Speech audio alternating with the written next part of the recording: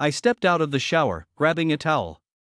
Since the temperature was just right and I was in my own room, I didn't bother with a bathrobe.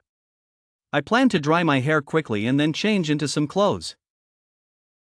Hello, may I? Ah. Before I could change, the door suddenly opened, and a beautiful voice followed by a scream filled the room.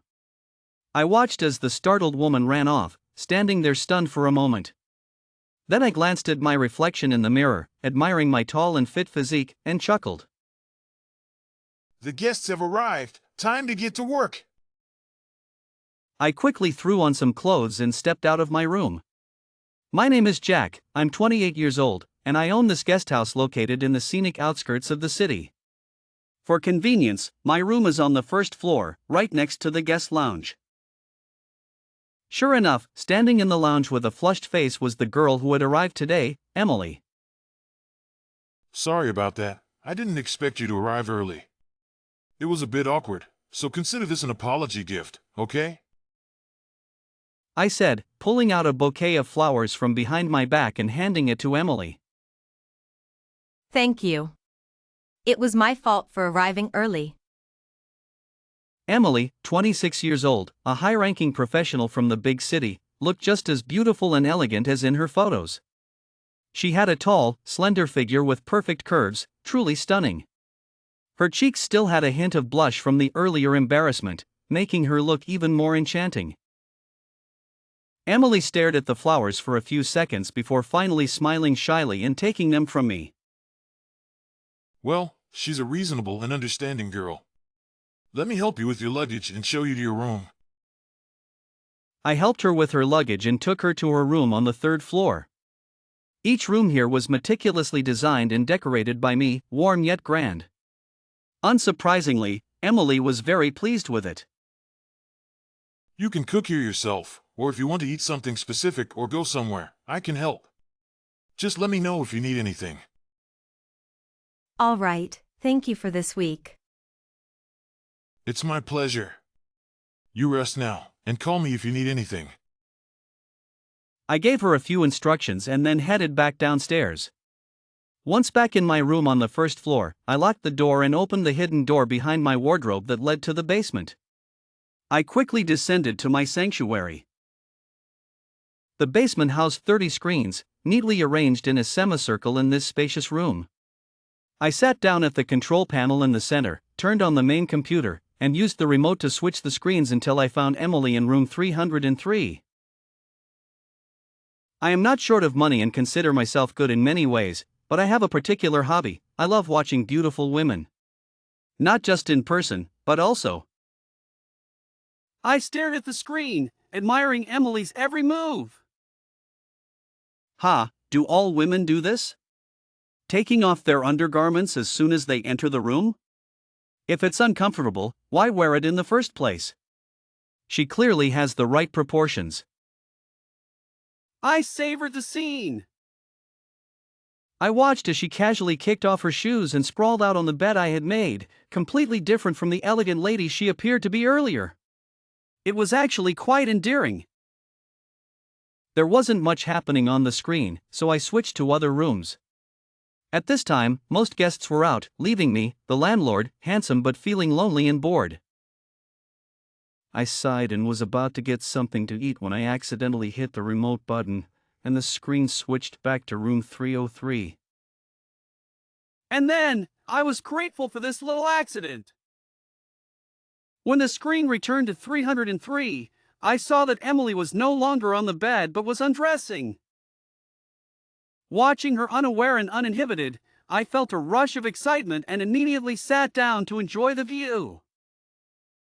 It was early autumn, so she wasn't wearing much to begin with, but watching her remove each piece of clothing filled me with anticipation. I've seen many women change clothes, but never with such grace. It felt like someone was helping her undress.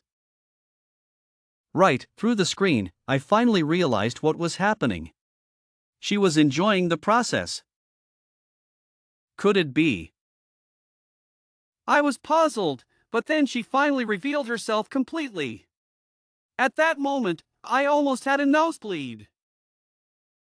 What a figure! but then she quickly wrapped herself in a towel. I picked up the remote and zoomed in on the screen. My eyes followed her every move, not wanting to blink. I watched as she walked into the bathroom. She was going to take a shower. The bathroom had glass walls, so as the hot water poured down, steam began to rise, creating a hazy scene. I put on my headphones, turned up the volume, and saw her mouth moving on the screen. Maybe she was singing, I thought. I wanted to hear what she was singing, but instead, I heard a soft, playful sound. Did I hear that right? What was she doing? I turned up the volume on the headphones again, and suddenly, I was thrilled. Just lonely. Ha! Ha! Women, wait for me! I thought, heading back upstairs. I took out a clean, fresh shirt from the wardrobe, unbuttoned a few buttons at the chest, grabbed 2 bottles of milk from the fridge, and took the elevator to the 3rd floor. Soon, I arrived at the door of room 303 and knocked gently. Who is it? Knock, knock, knock. I didn't answer but continued knocking. Sure enough, there were soon rustling sounds from inside the room. Images of a beauty hurriedly dressing after a bath flashed through my mind. The thought was too beautiful to dwell on. The door opened, and Emily's lovely face appeared, tinged with a slight blush, probably the lingering warmth from her earlier self-comfort. She was wrapped in a bathrobe, her wet hair cascading to one side. She looked as beautiful as a lotus emerging from water. Sorry to bother you. This is the milk we prepare for guests. I forgot to bring it to you earlier. Is it convenient for you now?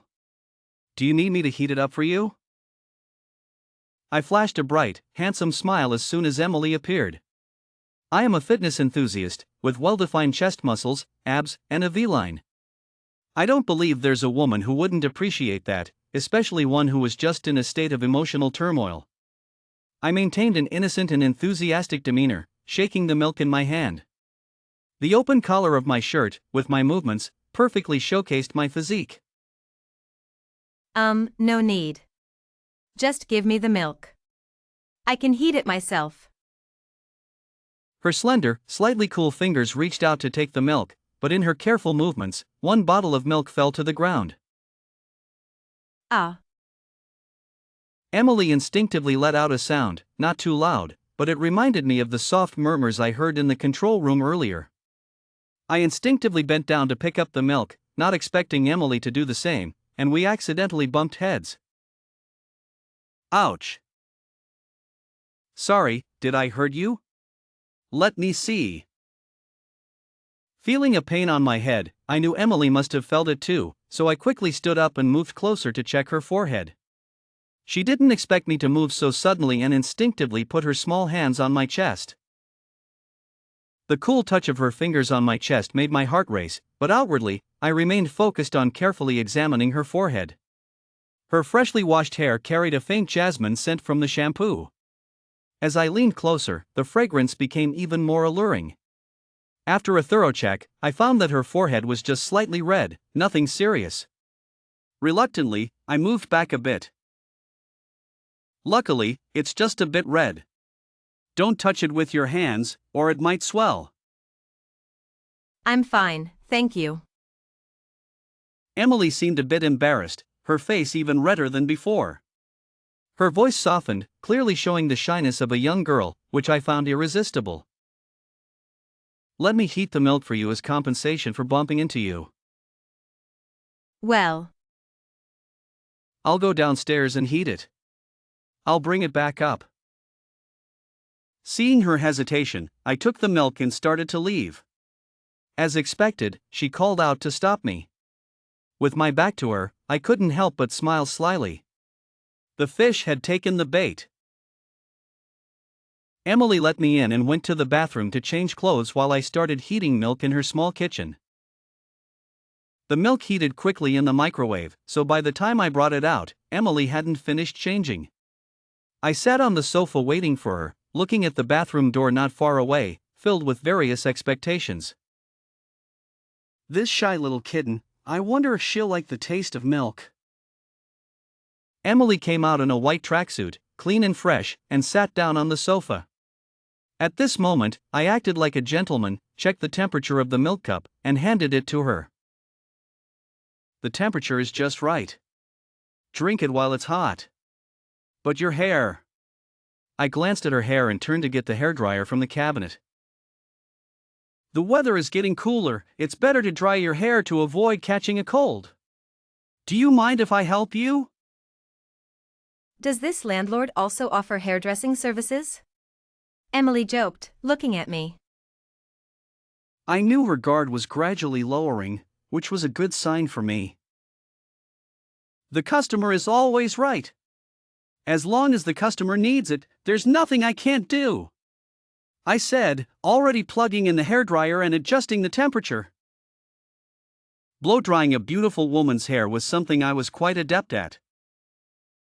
Emily didn't seem to mind, so I naturally and quickly dried her hair, earning a lot of praise in the process. Alright, remember to always dry your hair in the future. It's not good to catch a cold. Thank you. I've never met such a considerate landlord before. Are you this nice to all your guests? What do you think? It's getting late, you should rest. Let me know what you want for dinner, and I'll prepare it. I left at the right moment, eager to return to the basement. I sat at the control console in the monitoring room, zooming in on the camera feed from room 303. Emily was sitting on the sofa, seemingly lost in thought. Since I could only see her profile, it was hard to tell her expression. What is she doing? Did my warm and thoughtful gestures earlier not work at all? As I stared at the screen, deep in thought, I saw Emily suddenly stand up, take the milk into the bathroom, and come out with the cup empty. She actually poured out the milk I heated for her. Emily's action was a significant blow to my confidence. Did my earlier efforts go completely unnoticed? I zoomed in on the screen, watching Emily as she took out her laptop and started working, as if nothing had happened. A huge sense of defeat washed over me.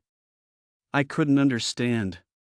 I've seen many single women of her age come to the suburbs for a vacation, and it usually didn't take much effort to win them over.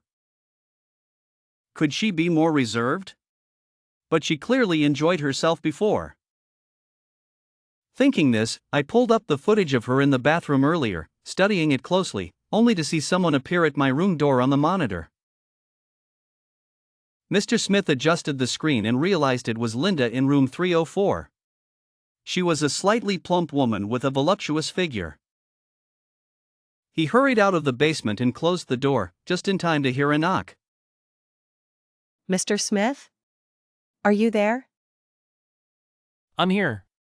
How can I help you? This woman had been staying here for a week, leaving early and returning late every day. There was nothing unusual on the surveillance, so he didn't have a deep impression of her. He only remembered that she always wore a tight, low-cut sweater that accentuated her ample figure, making it hard not to take a second look. My shower seems to be broken. Can you fix it? No problem. When would be convenient for you? Is now okay? Sure, let me get my tools. Mr. Smith quickly turned around, grabbed the toolbox and a new showerhead, and followed Linda upstairs. Back on the third floor, a strong, complex emotion flashed through his mind as he glanced at room 303 next door. Room 304 was right next to 303, so if they talked in the hallway, Emily in room 303 would likely hear them. He deliberately chatted politely with Linda after getting out of the elevator and left the door open when they entered room 304. Linda had been staying in room 304 for a week and didn't require cleaning services, so even the cleaning lady hadn't been in for a week. Entering the room, he found it unusually tidy, as if no one had ever stayed there. The tea set on the coffee table was arranged exactly as he had left it a week ago. Weird, very weird. Miss Brown, you must have visited many nearby attractions since you leave early and return late every day, right? Is the shower broken? Sensing her low mood, Mr. Smith sped up his inspection of the shower. Oddly, there was nothing wrong with the shower, but he still took it apart and reinstalled it, finally letting her confirm that it was working properly. Miss Brown, you see, it's working fine now. You probably didn't turn it right before, so it seemed broken. He demonstrated the shower to Linda. Linda nodded without any surprise and then asked him to leave. Mr. Smith felt a bit puzzled. While testing the water, he had accidentally gotten his shirt wet, making it cling uncomfortably to his body. He needed to change quickly. Got his shirt wet? Wait, was Linda in such a hurry to get him out because she was shy? Standing at the door, he was struck by his own thoughts. As he prepared to go downstairs to change, he heard Emily's voice just as the elevator doors were about to close. Wait a minute.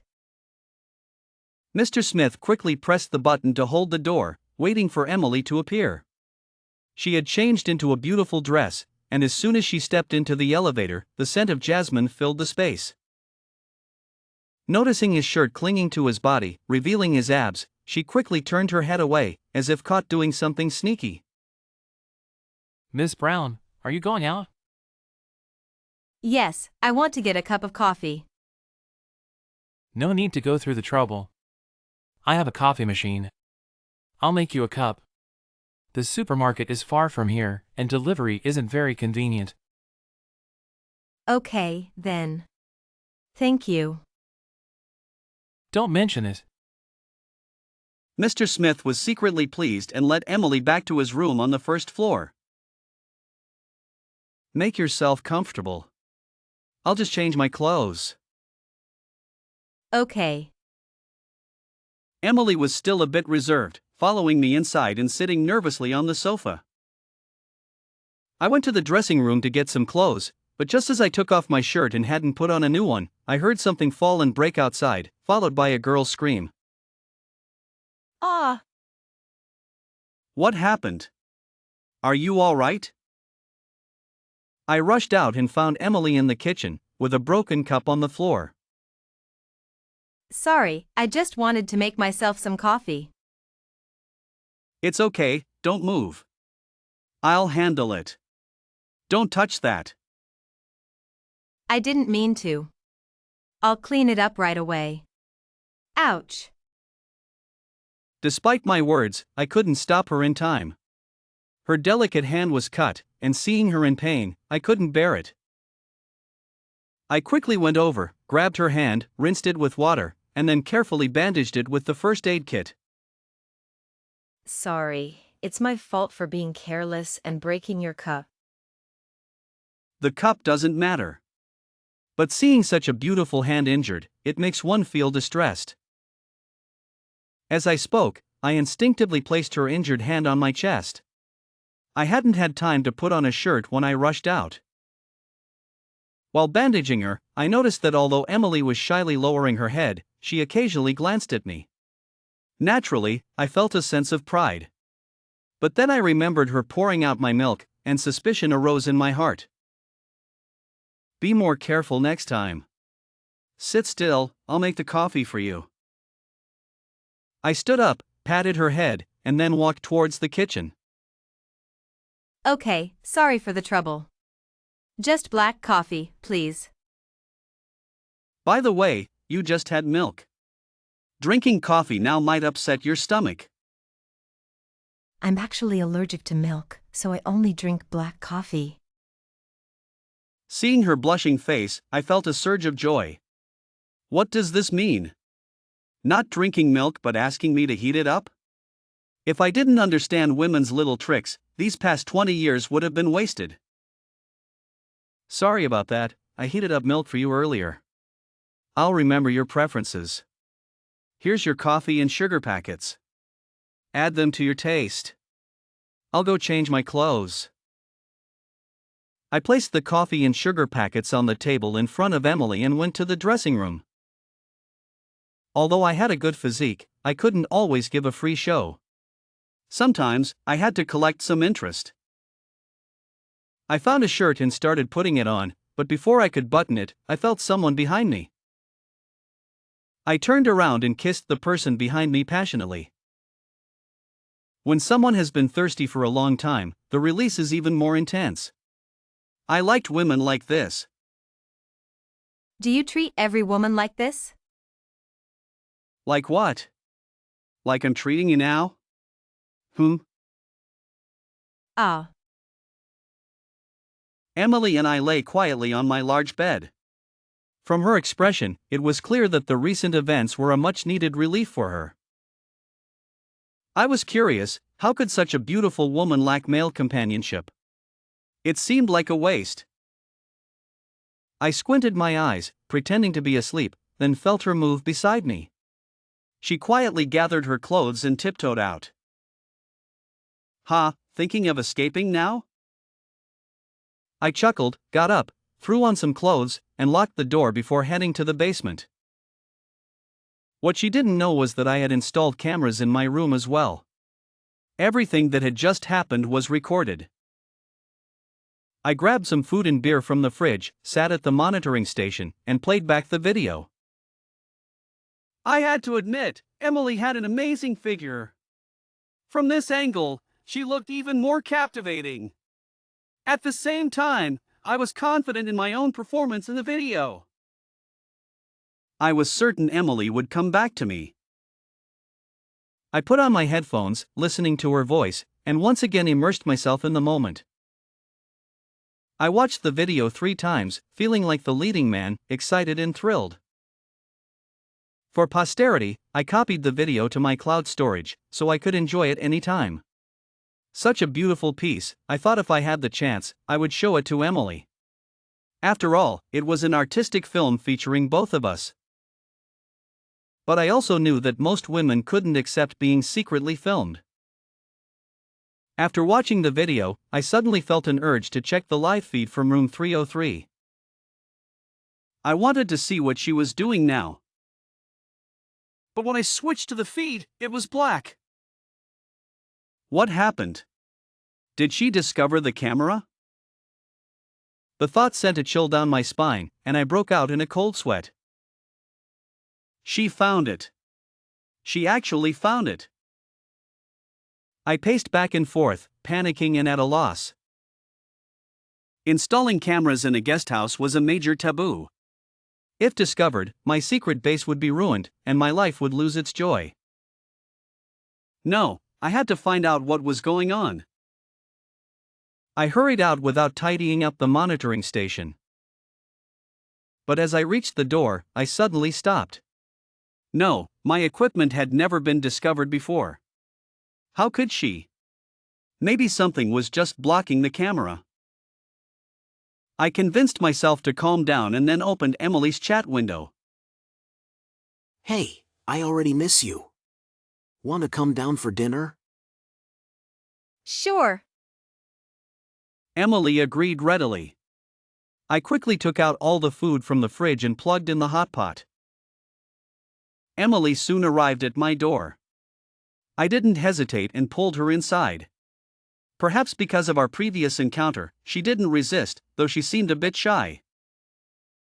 The ingredients are limited, so let's have hot pot tonight, okay? Okay, whatever you say. Her words were music to my ears. Was she really being so obedient? Wait here for a moment, I'll go get a bottle of wine from the cellar. I bent down to kiss her forehead, then turned and left the room. I had to hurry to room 303. I left the room and headed straight to the elevator, already planning the order of checks once I got inside. As the elevator doors opened with a ding, I was about to step out when I saw a woman standing at the entrance. It was Linda from room 304. Maybe it was because of my guilty conscience, but I was startled, my heart nearly leaping out of my chest.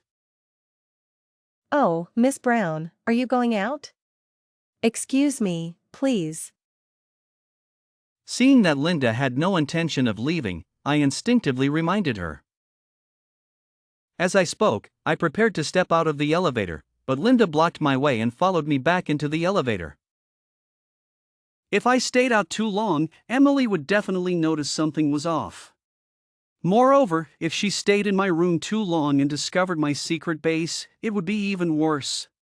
So, I was quite annoyed by Linda's obstruction. But she was a guest, and even though I was displeased, I couldn't lose my temper. So, I pressed the open door button. However, as soon as I pressed it, Linda pressed the close door button, clearly trying to provoke me. "Miss Brown, other guests are waiting for me. If you have nothing else, please don't make things difficult for me." I tried to suppress my anger and forced a smile. Your guest is downstairs, isn't she? There are no other guests on this floor, she said without even looking at me, her words making me pause. What did she mean by that? How did she know Emily was downstairs? How did she know there were no other guests on the third floor? A strong sense of fear swept over me, and I began to reassess the woman in front of me. My intuition told me she harbored some hostility towards me, but I couldn't pinpoint what was wrong. I could feel Linda's gaze lingering on me. When I looked up at her, expecting our eyes to meet, she suddenly raised an eyebrow and smiled at me. You're so tense. I was just joking. By the way, you don't know my profession, do you? I'm actually a novelist, here to seek inspiration. As Linda spoke, she retracted her hand and even pressed the button for the third floor for me. Her slightly plump body shook lightly, and her face showed a curious smile, as if she was really just joking. But I couldn't shake the unease in my heart, feeling that her words were more than just a joke. The elevator dinged as it reached the third floor. She pushed me out and then pressed the close door button. Through the closing doors, she waved at me, but I was left in a daze, feeling like I saw a fleeting, eerie smile on her face. An illusion, it must be an illusion. She's been staying here for a while now, and apart from going out early and coming back late, there's nothing unusual. I quickly reassured myself and hurried towards room 303. I had already wasted quite a bit of time with Linda, and leaving Emily alone in my room made me uneasy. Using the master key card, I opened the door and went straight to the flower pot. Yes, the hidden camera I designed was behind the wall painting near the flower pot. Because of the three-dimensional design and the paint strokes, it was hard for anyone to notice. After a thorough inspection, confirming that the hidden camera was intact, I was puzzled. If there was no problem, why was the screen black? I checked around the camera carefully, ensuring there was nothing obstructing it. Panic set in, and a sense of dread washed over me. Could it be that Emily discovered something? But how could that be? This hidden camera had been installed for a long time and had never been discovered by anyone. Once back in his room on the first floor, Jack locked the door and opened the hidden door behind his wardrobe that led to the basement. He quickly descended to his sanctuary. The basement housed 30 screens, neatly arranged in a semicircle in this spacious room. Jack sat down at the control panel in the center, turned on the main computer, and used the remote to switch the screens until he found Emily in room 303. Thinking about this, Jack felt a bit relieved. Glancing at the time, he realized another 5 minutes had passed. Knowing he couldn't stay any longer, he hurried out, first stopping by the underground wine cellar to grab a fine bottle of red wine, then opened the door to his room. As the door opened, Emily quickly turned to look at him. Their eyes met, and Jack was confident that his expression was charming enough. He smiled slightly and walked towards her with large strides. Look, this is a fine red wine I've been saving. I didn't even bring it out for New Year's, but for you, I'm willing to share. As he spoke, he had already reached her side, and his hand naturally fell on her shoulder, intending to slide down her graceful curve to her waist. Unexpectedly, her sudden gaze startled him, causing his hand to tremble, almost dropping the wine. What's wrong? Why are you looking at me like that? Jack steadied himself, placed the wine on the coffee table, and sat beside her. How dare you ask what's wrong? Explain this first. As she spoke, she raised her hand. Jack looked over, stunned, only to see his phone in her hand. His heart sank, and his breathing became erratic. Oh no, that message? Seeing his panic, Emily's face turned even paler. She placed the phone heavily on the coffee table, her breathing becoming more labored. Can't explain, huh? Fine, no need to explain. We're not in any particularly important relationship anyway. You don't have to care about me. You can text whoever you want and be ambiguous with anyone you like. That's your business. Her tone was harsh, and her body trembled slightly, clearly very upset. Jack frowned as he listened, his heart trembling. He quickly grabbed his phone and glanced at the screen. It was a message. I miss you. I'll come to see you once I'm done with this. Jack slapped his forehead. Damn, what a coincidence. Yes, the message was from a former tenant, a popular internet celebrity. They had a wonderful time together, but he had forgotten about it. She sent a message, and Emily saw it. Now, he was in a tough spot. However, realizing she hadn't seen the video, Jack felt slightly relieved. He quickly began to think of ways to explain, or his newly built image in Emily's mind would be severely damaged, possibly even ruined. Emily, listen to me. It's not what you think. Seeing her about to leave, he hurriedly grabbed her hand and began to explain. Not what I think. Then what is it? I don't care about your past or how many women you've had. Now that we're like this, shouldn't you explain it to me? Clearly, Emily hadn't completely given up on him. Hearing his explanation, she slowed down. Okay, if you don't believe me, I'll unlock my phone, and you can see for yourself if I'm really what you think. As he spoke, he unlocked his phone in front of Emily, even reciting the password to show his sincerity. See? I believe you'll trust me after looking through it. He handed her the phone confidently.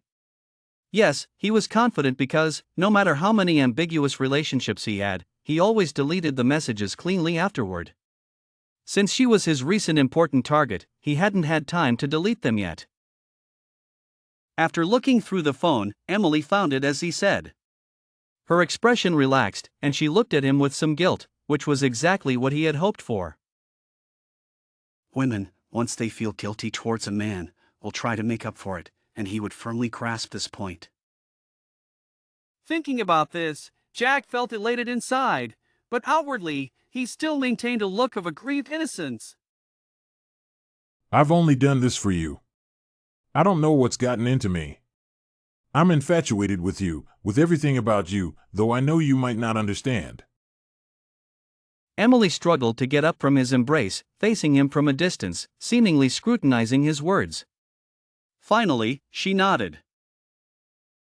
All right, I'll forgive you this time, but you must promise not to do it again, or I won't forgive you. Jack, swear that I will never make Emily sad again and will never do anything to hurt her.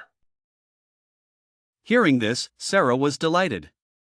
Jack finally breathed a sigh of relief.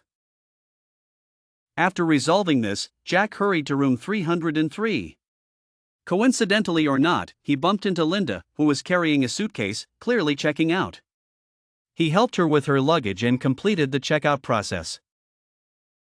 Miss Brown, here's your receipt. Please keep it safe, and you're always welcome to stay with us again. He said the same words he had said to countless other guests, but his thoughts were entirely different.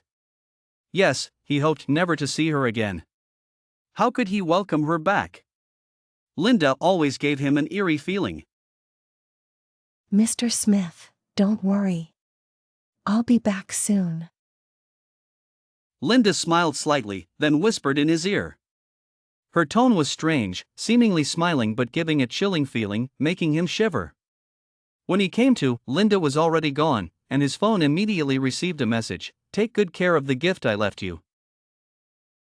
Jack spent a lot of time researching Linda and asked Michael to investigate everything about her. But for some reason, Michael, who always followed his orders, failed this time. Mr. Smith, don't you think Miss Brown looks familiar? At first, Jack didn't take it seriously. She stayed here before, for a long time. No, I feel she looks like another Miss Brown. Her words struck Jack. Yes, how did he not notice? Jack hurriedly retrieved the backup videos from 3 years ago and found footage of a woman named Jessica who also stayed in room 304. The more he watched, the more they looked alike, though Jessica was slimmer and taller, with a constant hint of sorrow on her face. Memories flooded back. Jack remembered being very interested in Jessica, spending a lot of time on her, but she ignored his advances, always going out during the day and returning at night. To confirm his suspicions, Jack checked Jessica's accommodation records and found her information very similar to Linda's, from the same place, with only one digit different in their ID numbers. Jack asked Michael to investigate Jessica, but he avoided him upon hearing her name. Jack had no choice but to hire a hacker online, and the information he found shocked him. Jessica had already passed away, and the time of her passing was shortly after she left the guest house. Moreover, it seemed she had seen a psychologist after leaving the guest house, and the diagnosis was severe depression. Looking at this information, I suddenly remembered how she always seemed so melancholic at the time. It turned out she was suffering from depression. But even so, what did her passing have to do with me? And why did Linda suddenly come to me after 3 years and specifically request to stay in room 304? I was disturbed by this sudden information, eager to figure everything out. But before I could, I received a call from Linda. Jack, you remember my sister now, right? It's time we met. Before I could ask anything, she hung up and sent me the address and time for our meeting. While waiting, I was so anxious that I didn't even notice the changes in Emily's mood. When the time came, I drove to the bar and saw Linda waving at me from a distance. Linda, are you and Jessica sisters? What are you really here for? I couldn't help but start questioning as soon as I sat down. Linda raised an eyebrow and glanced at me, calmly poured me a drink, pushed it in front of me, and then leaned back in the booth with her glass. Jack, have you found the gift I left for you? Mentioning this, I was even more startled. I had felt something was wrong when she left last time and had been searching ever since, but I hadn't found anything in room 304. Seeing my stunned expression, Linda smiled, a complex and inscrutable smile, then struck a seductive pose in front of me. Now, calm down and listen to a story. Maybe after you hear it, you'll understand. When I was born, I was a minute late, so I became the younger sister. I don't know if it's because heaven favored my parents' first child, but my sister completely inherited my parents' virtues: smart, proud, beautiful, and generous. I, on the other hand, was much dumber, chubby, and short, always the one overlooked by my parents. Our childhood was spent in this unequal treatment. At first, I didn't think much of it. One day, our parents died in an accident and other relatives refused to take us in, making us orphans sent to an orphanage. Even there, my sister was always the one people liked, while I was just her shadow. Dissatisfaction and resentment probably started to grow then. Any day, a man came to adopt one of us. Naturally, my smart and beautiful sister was his first choice. I was terrified. Although I resented my sister, if she left, it felt like my world would collapse. Oh, my surprise, my sister didn't want to leave me. She begged the man to adopt me too. Maybe he softened, and he agreed. From then on, we became his daughters. If life had continued like that, it would have been wonderful. At this point, Linda started to cry, her tears filled with an indescribable despair and sorrow. Time flew by, and my sister and I grew up. I don't know if it's true what they say about girls changing as they grow, but I gradually became beautiful too. Of course, I was still a bit inferior to my sister. We were happily fantasizing about the future, thinking we would soon step into society and live better lives. But we didn't realize that a pair of eyes had been watching us in the dark. Until that rainy night, when he finally revealed his true nature after getting drunk. He had already grabbed me. I screamed for help, and my sister heard me. She came to save me and was pinned down by that monster. She signaled me with her eyes to hit him with a vase, and I did. But somehow, I hesitated at that moment, and then I saw my sister being violated by that monster. At this point, Linda was crying uncontrollably, her slightly plump body trembling uncontrollably. After a long pause, she wiped her tears, lifted her head, and continued to stare at me before speaking again. Since then, my sister became a prisoner of the demon. I thought she would hate me, but she didn't.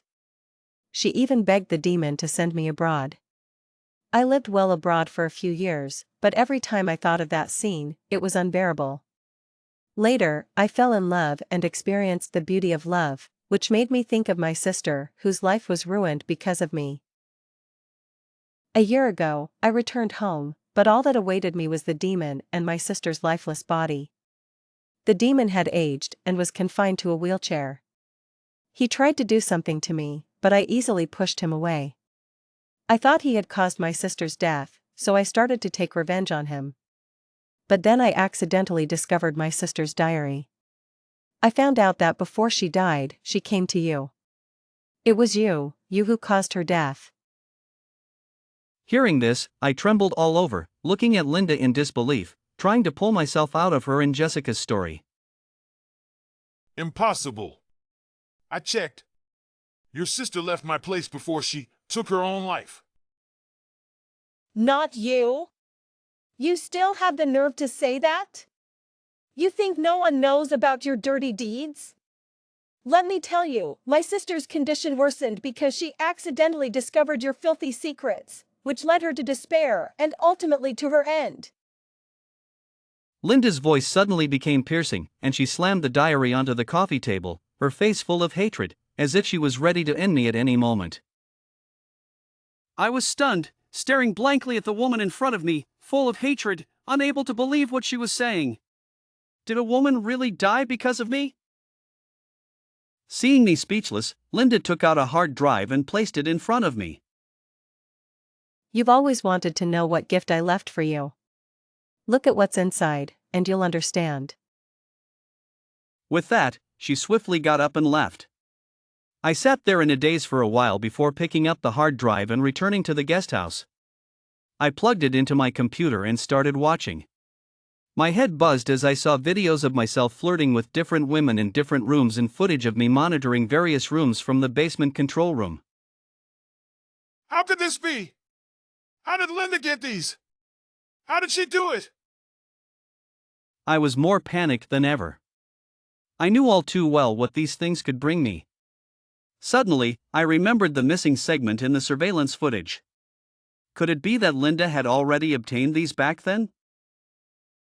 With trembling hands, I dialed Linda's number, demanding to know what she wanted. If your loved one was taken away, what would you do? My hand instinctively tightened, and the phone slipped from my grasp.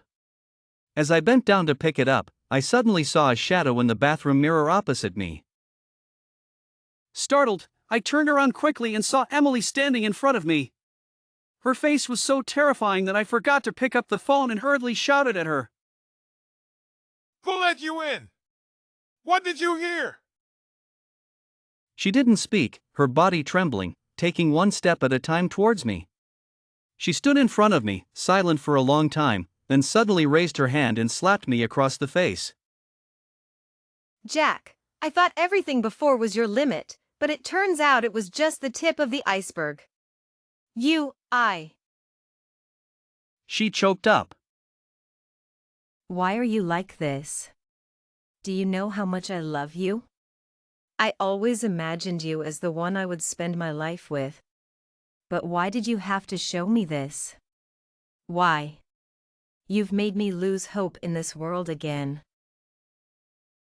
Emily was gone, completely gone, leaving nothing behind. No, if she left anything, it was her anger and disappointment towards me.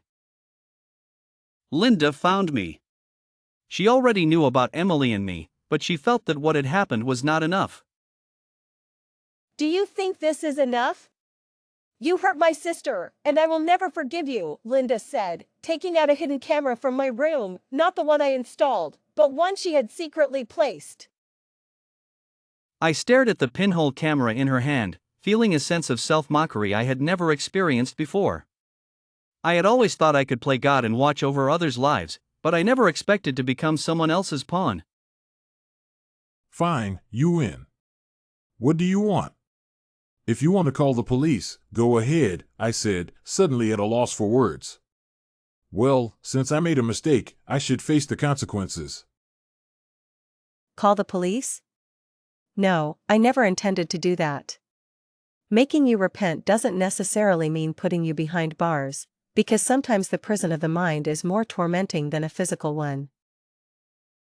Linda gave me a sinister smile, then picked up her bag and walked out.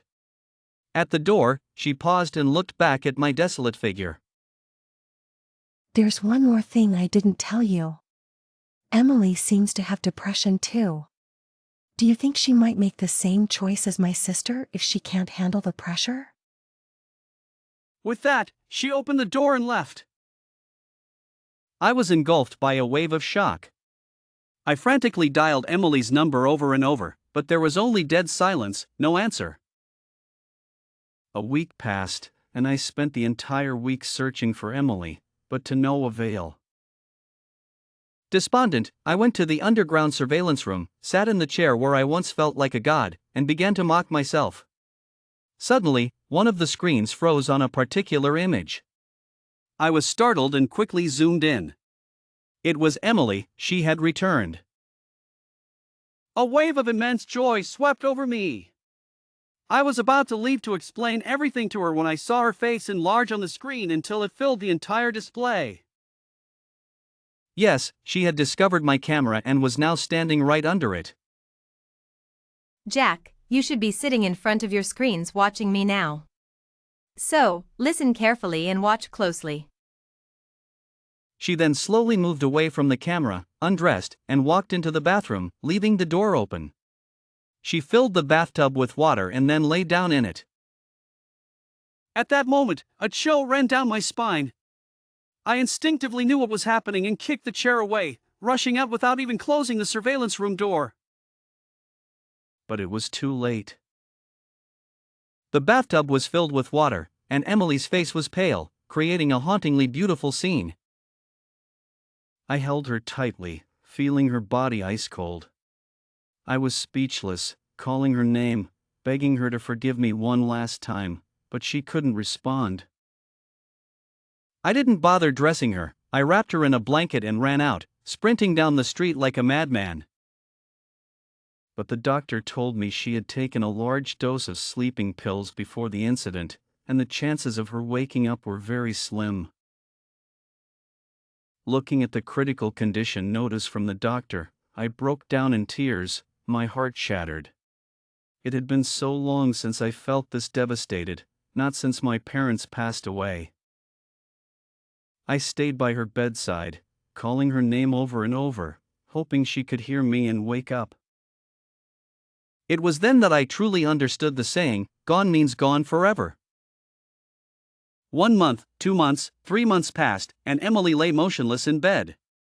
Despite my daily repentance and prayers, she remained unresponsive. Young man, thank you for everything you've done for Emily. I owe a lot to my daughter and never thought it would come to this.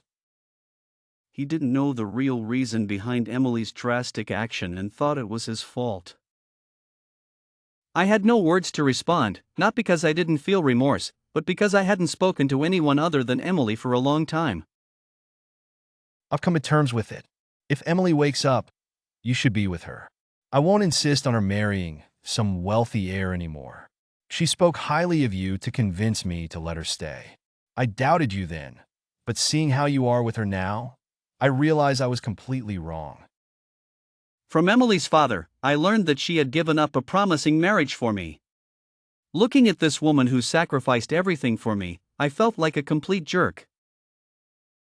People came and went, and finally, Linda arrived with Michael. Jack, I'm sorry. It's all my fault.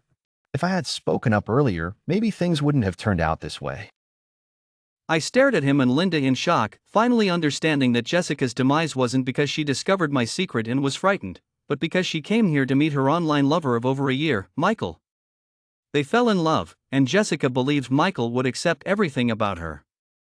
However, when she revealed the trauma inflicted by her abusive foster father, Michael rejected and broke up with her. Perhaps the past was too painful for Jessica, so she didn't write about it in her diary but instead in a locked blog post. This led Linda to believe it was all my fault and seek revenge, which in turn caused Emily's situation. Listening to all this, I couldn't say a word. It wasn't so much others' mistakes as it was my own doing. I asked Linda to take care of Emily, then returned to the guest house and dismantled all the cameras and everything in the underground monitoring room, throwing it all into the trash. After doing all this, I was drenched in sweat but didn't feel tired at all. Instead, I felt a deep sense of relief. Having lost my parents at a young age and faced injustice after graduating from college, I opened this guest house, thinking I could control everything about everyone inside. But in the end, I lost my conscience and my one true love. On my way back to the hospital, I passed a jewelry store and used all my savings to buy the biggest, most dazzling ring. I had made up my mind that whether Emily woke up or not, I would stay by her side forever. Rushing to the hospital room, I saw her awake inside. My heart felt like it was being squeezed. In disbelief, I finally entered the room, pushed by Michael, Linda, and Emily's father, and knelt by her bedside. A month later, Emily was discharged. I handed over the guest house to a professional manager and then dressed Emily in a wedding gown, embarking on our long journey together. Jack, do you still mean what you said by my bedside? She asked, sitting in the passenger seat, her white dress fluttering in the wind. She tugged at my ear with one hand and started a live stream with her phone in the other. Of course, I meant every word, I said, bowing to the camera and Emily while driving. That's more like it, she said, and began her live stream. I knew she mainly wanted to show it to her friend, who had been deeply affected by the past events. Our first stop was Shangri-La. Though many found it cliché, Emily believed that blessings received in a place close to heaven would be the most enduring. Bathed in the fresh air, Emily sang loudly while I became her photographer and devoted companion, making sure she looked beautiful and was well taken care of. After all, she was now carrying our little one. Emily had some complaints about getting pregnant right after marriage, saying I just wanted to tie her down and keep her from doing other things. I gladly accepted her accusation. After all the scares and the endless waiting, nearly losing hope, I had become her willing servant. As long as she stayed with me, I would do anything for her. The end.